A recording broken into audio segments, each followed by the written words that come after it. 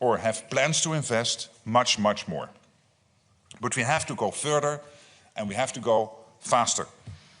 So we will discuss the urgent need to increase defense spending for our core military requirements and for defense-related investments, including infrastructure and resilience. A new defense investment plan will be at the heart of the NATO Summit in The Hague.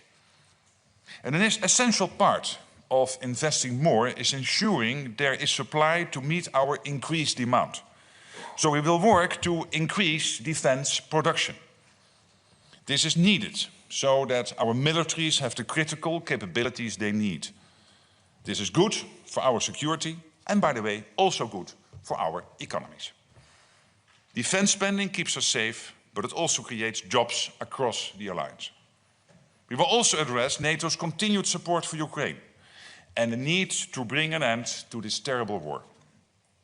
Later today, NATO allies, partners and Ukraine will take part in a meeting of the Ukraine Defense Contact Group, chaired by Germany and the United Kingdom.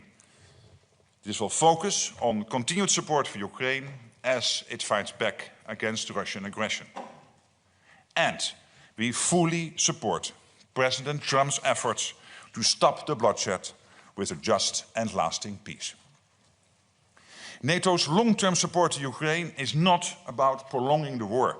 It is about ensuring Ukraine can defend itself now and prevent any future aggression. Allies will also meet in the NATO-Ukraine Council tomorrow with Minister Umerov and EU High Representative Kallas. Minister Umerov will give an update on the battlefield and offer Ukraine's assessment on the search for peace. We are at a pivotal moment for our security. Make no mistake, NATO is strong today and we will become even stronger. Strong defenses send a clear message. No one should ever think of attacking us. Finally, nuclear deterrence is the cornerstone of alliance security. And tomorrow this ministerial will conclude with a regular meeting of the Nuclear Planning Group. The fundamental purpose of NATO's nuclear capability is to preserve peace, prevent coercion and deter aggression. And with that, I'm ready to take your questions. All right, we'll start with the gentleman in the fourth row with the glasses.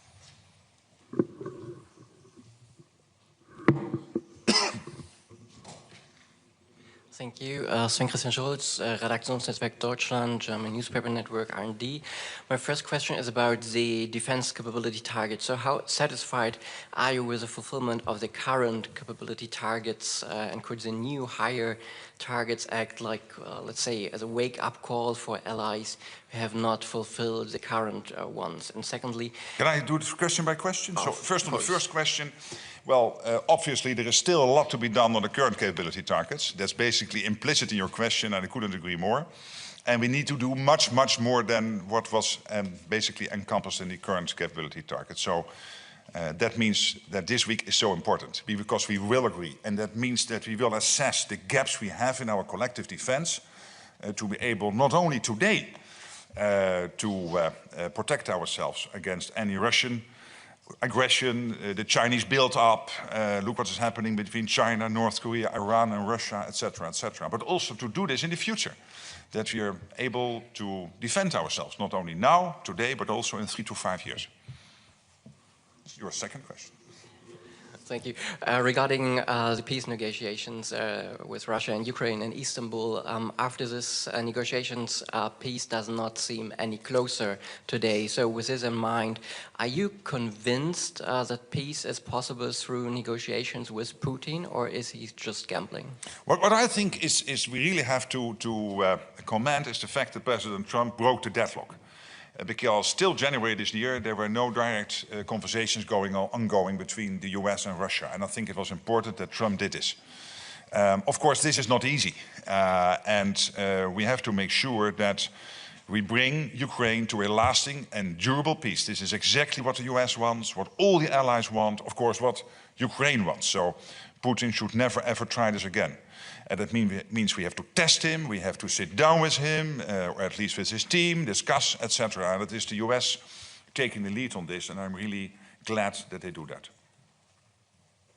All right, second row, Agence France-Presse. Hello, Secretary General. Good morning. Couple of related questions. You told President Zelensky in Vilnius that Ukraine is a priority at the NATO Summit, but it seems there will be no progress on Ukraine's desire to join the alliance, and there will be no commitment from allies, like in Washington, of a broad support package for Ukraine.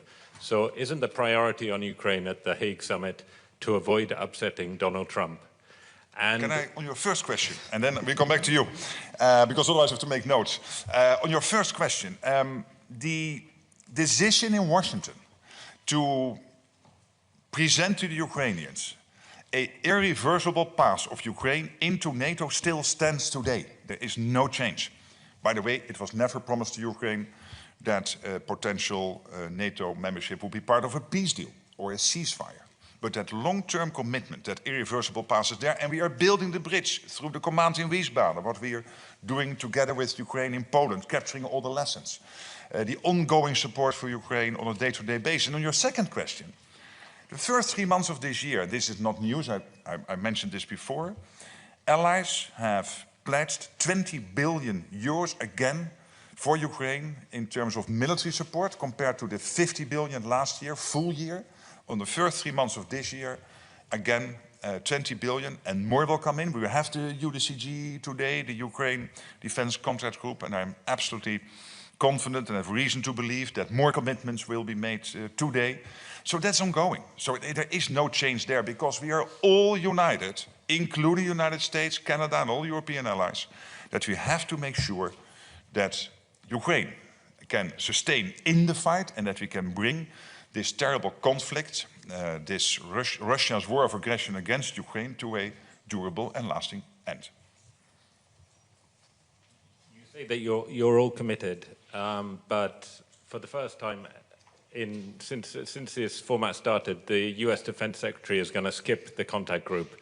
What does that say about US commitment to Ukraine? And haven't they gone completely AWOL on supporting Ukraine? This is Pete Hegseth's second visit to Brussels since he became Defense Secretary, Secretary of State for Defense of the United States, which happened in January. He will be here for the second time this year, participating in the meeting tomorrow. The US will be present today in the UDCG. The US is completely committed to NATO, completely committed to our joint endeavors when it comes to Ukraine. There's no reason to doubt that. And whether someone is participating, yes or no, in each meeting, let's not forget, these meetings take place most of the times in Europe, so it will not always be possible for US officials to participate in every meeting. All right, coming to this side of the room. Fourth row, orange jacket. Thank you so much, Alexandra von Morning. with DW. I was wondering about Ukraine's role at the NATO Summit. As we understand, Ukraine is invited, Yes. but there is at the moment, at least apparently, no meeting of NATO-Ukraine Council planned at the leaders level. So for you personally, as Secretary General, how important it is for you, for President Zelensky, to play a big role during this summit, and also how important it is for you, condemnation of Russia and also the aid for Ukraine to be prominently featured in the summit's communique? Indeed, I invited Ukraine to the summit. We will, as soon as possible, bring out the program with more details. When it comes to Ukraine, NATO, we will have, and this is very important today with the defense ministers, the Ukraine Defense Contract Group, we will have a NATO-Ukraine Council tomorrow. And we will continue having these meetings and making sure that we coordinate to the max. And the summit will play a role there, absolutely. Again, I invited Ukraine and we will bring out the program in due course. You will see what happens, yes. All right, just in front of her in the white. Roxolana Lisovska, Public Broadcasting Company of Ukraine. We are waiting for the NATO Summit, and could you please confirm whether it is true that the NATO Summit communique will be shortened and will not include words Ukraine and Russia? If yes, why, and what can we expect to see in this communique? Well, of course, we are still working with allies and through the North Atlantic Council on the communique. I think this summit really should concentrate on a few issues, really concentrate. One is a huge increase in defense spending to make sure that we can keep ourselves safe, not only now, but also in the future. Related to that, making sure that we really that our defense industries will put in extra production lines, extra shifts. For that, they need to know that we are spending more. They need to know what the capability targets are. And the capability targets we will decide on tomorrow, and on the spending we will decide at the summit. And that combination will make it better, easier for defense industries to take their necessary commercial decisions. Not to increase prices, but to increase the production lines, to increase the shifts, so that our great and beautiful defense industries in the US, in Europe and Canada will produce much, much more. And of course, Ukraine will be discussed and on the agenda at the summit. There's no doubt. All right, the gentleman in the gray jacket and glasses. Dmitry Shkuko, National News Agency of Ukraine, thank you so much. Do you expect the ministers and later on the summit, the allies will make a contribution, fixed contribution for assisting Ukraine, like it was 40 billion of euro last year? Do you expect that will be fixed for next year and next years, let me say so? And the second question, if I may, do you expect Ukrainian side will inform you on the strikes on the strategic aviation and on the blow up of the Kerch breach, details and what kind of assessment NATO have, it will influence the overall security situation? Mm-hmm. Thank you. Well, on your first question, it's even better. We don't have to wait till the summit, because as we speak, over the first 3 months of this year, NATO allies have again committed, pledged 20 billion to Ukraine. And again, this compares to the, in total, 50 billion, which was pledged last year, from which 60% came from the United States allies, so Canada and the European allies.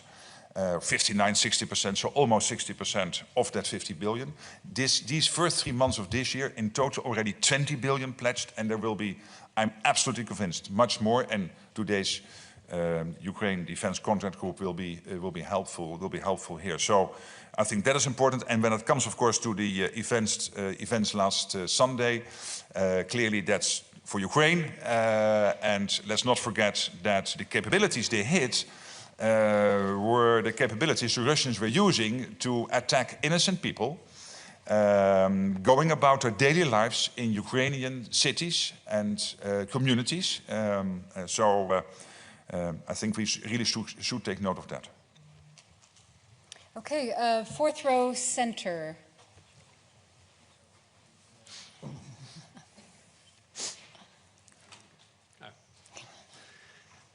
Yes, thank you, Mr. Secretary-General. How unfortunate is it that the Dutch government has collapsed 3 weeks before the summit, and how important it is, you think, that Dutch Parliament will allow the caretaker government to decide on the new investment plan? And just for the record, you're staying here, right? Or yes. Is duty calling? I am staying here, obviously I should not comment about Dutch politics, but I'm really absolutely positively convinced that at the summit with the 32 we will come to an agreement when it comes to this really big increase in defense spending, in defense industrial production, keeping the support for Ukraine going. I'm absolutely convinced. All right, and then coming to the second row here in the center. Secretary General, I have rather two questions. The first one is about external politics and the other one about internal politics. So about the external. The United States plan to withdraw their troops from Europe. How would Russia and China and the other countries that are not so friendly to NATO evaluate that? And the Can I do it question by question? So on your, and then you can then ask the second question if the gentleman is able to sustain that position. Thank you. Yeah. On the first question, there are no plans at the moment for the US to withdraw troops. What we do know is that, one, the US is completely committed to NATO. They expect European and Canadian allies to spend much more, because why would they spend X percentage on defense and then the rest of the alliance a lower percentage? So we have to increase spending, first of all, because we have to reach all those capability targets and close the gaps we still have to make sure that we can also fight the Russians if they try to attack us in 3 to 5 years, but also to equalize with the United States. And I think that is only fair.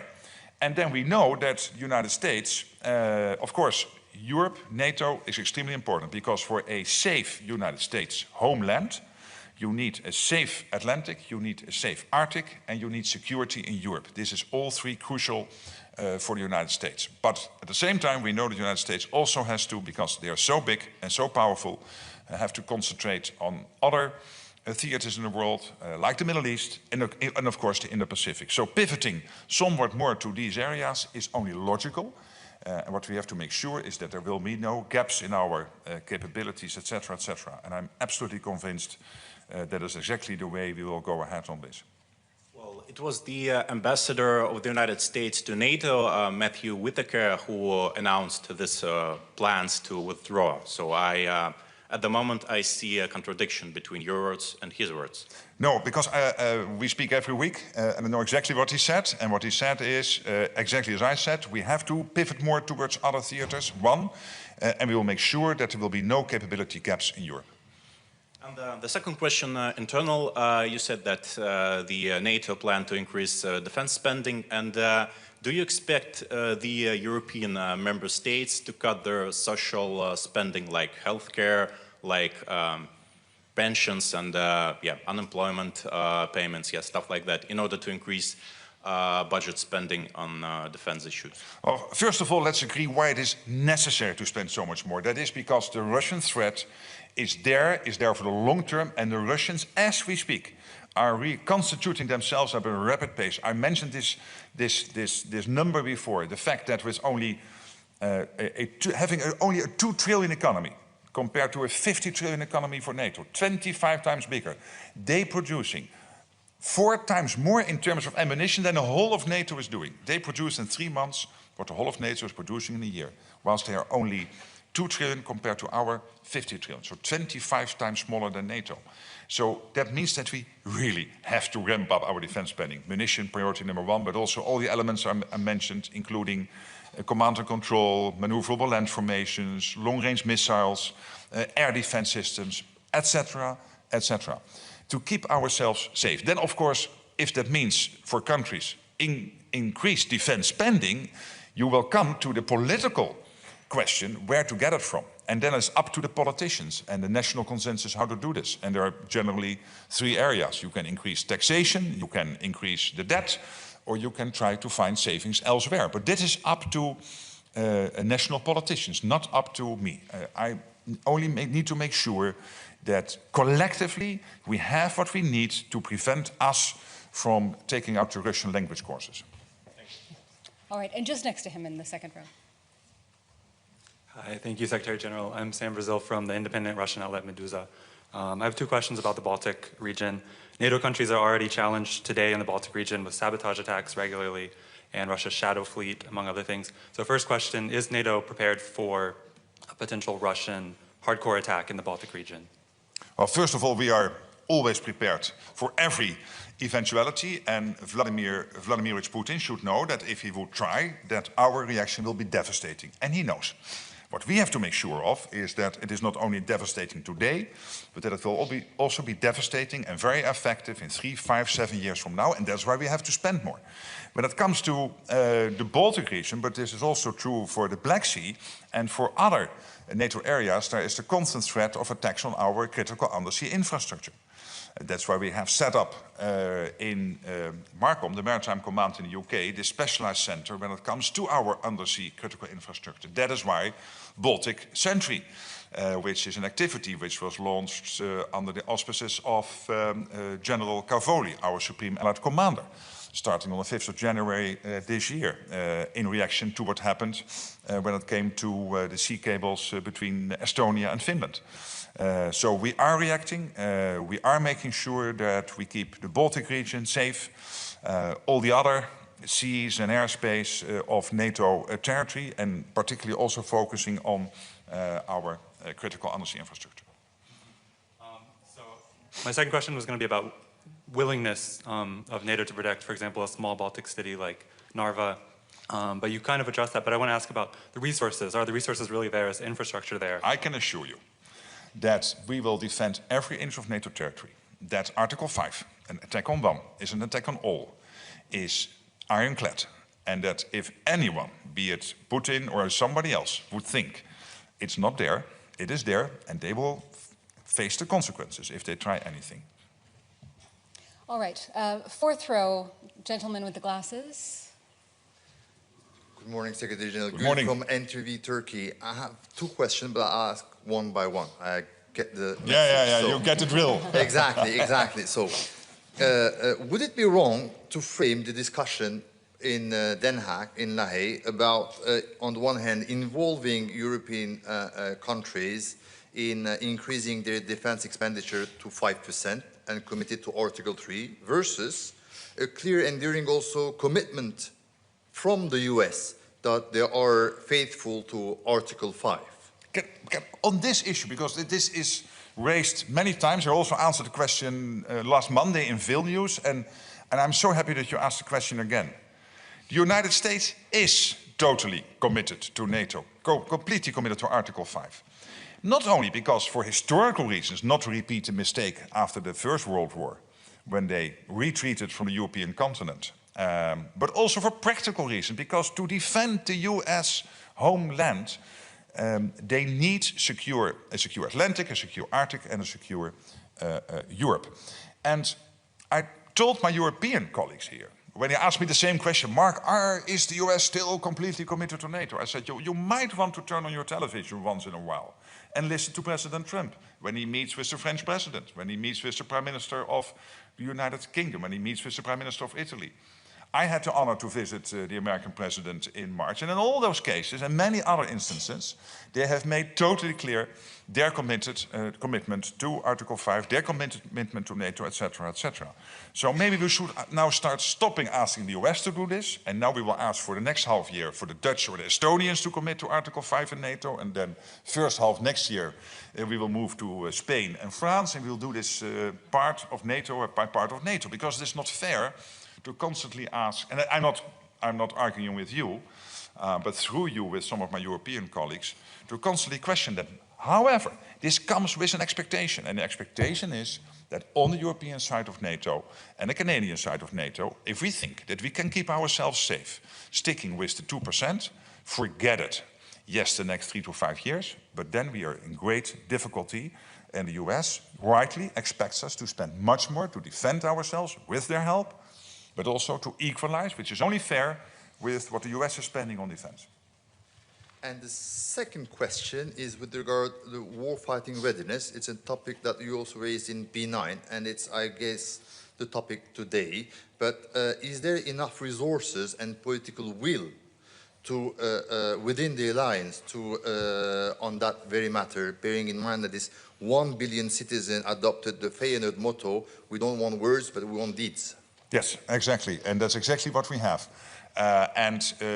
NATO is the most powerful defense alliance in world history. It's even more powerful than the Roman Empire, and more powerful than the Napoleon Empire. We are the most powerful defense alliance in world history. But a defense alliance needs maintenance and needs investment, and that's exactly why in NATO we have this whole system, the NATO defense planning process, now leading to an agreement on the capability targets. And that means that we will have exact clarity on where are we and where should we be if we want to be able to defend ourselves not only today, but also in 3, 5, 7 years. Listen to the German chief of defense, who said this week on the record that within 4 or 5 years the Russians might be able to attack us. Well, I and all my colleagues want to prevent that because we want to stay free. We value our way of life and we don't want any form of Russian dominance over NATO territory. All right, just in front of him, Reuters. Andrew Gray from Reuters. Secretary General, you said that Ukraine is invited to the summit at The Hague. When you say Ukraine, do you mean specifically President Zelensky? And is he invited to the summit itself? Would there be a NATO-Ukraine Council? Or just to the dinner? And if that's the case, isn't that a diplomatic downgrade on previous summits? As I said to your colleague, we will publish the program in due course. All right, coming here, fourth row, the woman in the peach jacket. Thank you, Bin Chung with South Korean news agency Yonhap. The newly elected South Korean president took office today. Yes. So what would be your message to him? And in this regard, are you now in a position to officially announce the invitation of IP4 countries to the Hague Summit? Thank you. Well, again, on the program, we will publish that in due course. But of course, there is a tradition of the IP4 participating in NATO meetings. Personally, I very much look forward to working with the new Korean president, and I wish him luck and well in his important endeavors. It's not an easy job because there is so much at stake, of course, in the Indo-Pacific, in Korea, but also in his relations, the very important relations Korea has with the rest of the world. So I'm there to help, to support, and to build that relationship, and I really look forward to doing that. And I wish him every success. All right, I think we have time for a couple more questions. The woman here in the front. Hi, thank you. Ksenia Polska, Deutsche Welle, Ukrainian and Russian. I have a question on the spiderweb operation carried out by Ukrainian armed forces in Russia. It's a couple of questions, so maybe, yeah, we know the drill. Has the attack changed the perception of what Ukraine's and Russia's armies are capable of? And has it changed the balance of power in a way that could actually affect the negotiations? I think there's good reason for me not to comment on everything happening at the battlefield. You know, Ukraine has our full support. All allies want Ukraine to be in the best possible position in the peace talks. We want to bring this conflict to a durable end. And when it comes to a specific operation last Sunday, as I mentioned to one of your colleagues, clearly what they targeted is Russia's capability to hit out, to target with missiles and other means innocent Ukrainian civilians in cities, in communities all over Ukraine. And I clearly take note of that, but let me not comment on every step and then assess what that means for the standing and the war, etc., because that's not always helpful. Well, I have to ask this question because of course, my newsroom, my newsroom is expecting. I cannot let you go without asking the question. But you said you don't want to go into details. Still, I have to. Was Ukraine using intelligence of NATO allies for that Pavutina spiderweb operation? As I said on your previous question, it's tradition for us to not comment on every Ukrainian operation or every Russian operation. Sometimes we do, sometimes we don't comment on it. And in this case, my comment is clearly on the targets of the Ukrainian operation. And these are Russian capabilities they use to do these indiscriminate, unprovoked attacks on innocent Ukrainian civilians, cities, etc. And that's terrible that they do this. And I take note of the fact that Ukraine was targeting those capabilities. All right, and final question to the gentleman just behind her. Thank you. Sergei Sidorenko, European Pravda, Ukraine. I'd like to ask you about your vision and allies' vision on distribution of this, let's say, 5% or what you would finally define. Ukraine is getting support, Ukrainian armed forces are getting support from the alliance. Do you see that this support can be accounted as part of hard security expenses, or it could be only a kind of defense-related expenses, or it can be both, or it's still under discussion? And anyway, would Ukraine account for taking part in this high investment, which can amount up to 5%? Thank you. First of all, it would be strange and not wise if in NATO we would take decisions on spending more and then doing it in such a way that it would somehow work against Ukraine getting what it needs going forward to stay in the fight and be in the best possible position in the peace talks. So we will make sure that we will design the new investment plan in such a way that it will not impact the way our allies are working with Ukraine to make sure that you have what you need to stay in the fight. All right, thank you all so much. We will see you back here tomorrow. Thank you. See you tomorrow.